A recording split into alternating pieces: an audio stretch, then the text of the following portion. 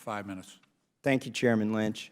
I'd like to start out by agreeing with my colleague from Vermont, Mr. Welch, that what we're doing here is nation building.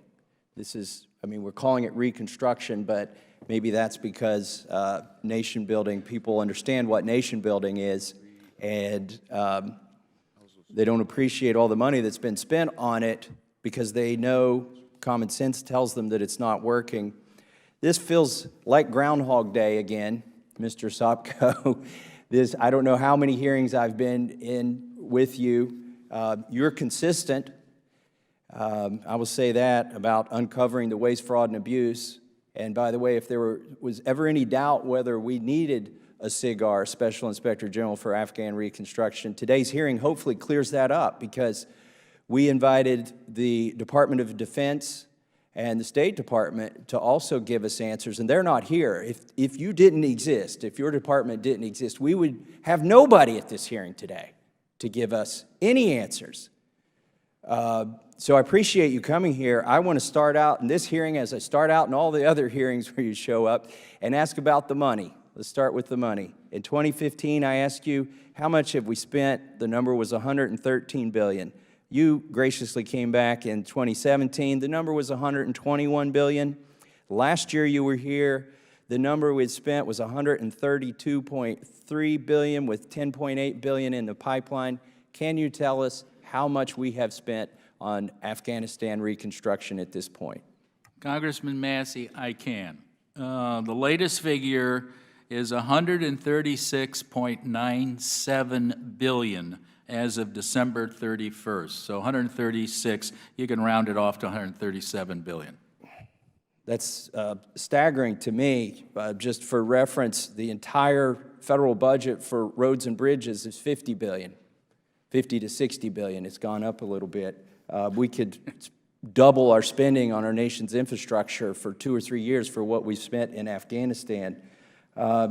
You know, when the Afghanistan papers came out, the so-called Afghanistan papers in the Washington Post, I think it was a shock to everyone, except for the people who had read your reports, because literally what they reported was what you have been bringing to Congress year after year for 5, 6, 7 years in your lessons learned publications. I guess people just haven't been reading those.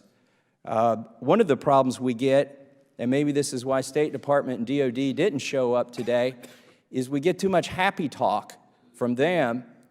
I feel like we get the real talk from you, but let me give you an example of some of the happy talk we got in this committee when DOD did show up, and you probably remember this, Mr. Sopko. Christine Abizaid, Deputy Assistant Secretary of Defense for Afghanistan and Central Asia, I asked her how effective our drug interdiction programs were. And this is the happy talk I got. She said, well, it went down. The drug production went down 1 year. It had gone up all the years, but it had gone down 1 year. And somebody had the good wisdom to lean and whisper in her ear, there was a drought that year. So that's why it went down that year, but it's consistently gone up. And then I said, how do you measure your success? And she started touting the amount of money they had spent and the number of flights and the fact that the Afghanistan was flying. So that's the kind of happy talk we've gotten. We need more of the real talk that you've been giving us. But here's what I want to focus on. You've got 8 high-risk areas here in this document that you gave us today. And I encourage my colleagues to read it. He's made it really thin. Most of these reports are thick because there's a lot of waste, fraud, and abuse. He's reduced it to 8 things you can read now. Okay, but the 8th one is the one that concerns me the most, and that is restricted oversight.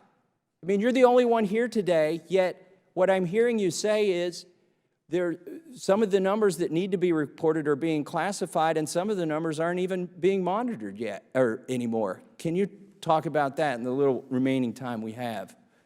Well, that is a problem. We're not getting the data, but the other problem we're starting to see, and every time I go over there now for the last year, people at AID, at State, and DOD say, oh, we don't have any people anymore who can answer your audit requests. And please don't do another lessons learned report because we have nobody who can answer the mail. And this is the concern I have, and I believe Congressman Welch was leaning toward that, and I didn't get a chance to answer. But the problem is, as we reduce the number of troops, are we going to be reducing the people who are doing oversight over the $80-some billion that the Defense Department has spent there? If we reduce, like we did, the number of USAID officials, who's going to be around to monitor the money we're going to spend? And you know, the World Bank has predicted, even if there's peace, we're going to have to spend more money if there's peace. So who's going to be there if you, quote unquote, right-size the embassy and right-size the Department of Defense out there? There is nobody there to monitor. By the time an inspector, just so you know about IGs, there is a limitation to us. By the time we show up on a program, it's gone. It's like the TV detective serial. You see a white chalk outline of the body. The first line of defense is that soldier who's monitoring the contract or monitoring the Afghan government. But if he comes back, because there's talk now to reduce to 8,600, where are those 4,000 troops coming from? Are they gun toters? Or are they the people who are actually trying to answer the mail and oversee how we spend the money? This building of this empire you talk about that you don't want to see, well, there is a soldier or somebody from the Pentagon who is trying to oversee that. If he comes back in the first tranche, who's going to be protecting your money? That's my concern. That is the big concern. Getting out is a concern, but we've kind of worked our way around that. But you can't cut the oversight capabilities of aid, state, and DOD in this drive for what they call right-sizing.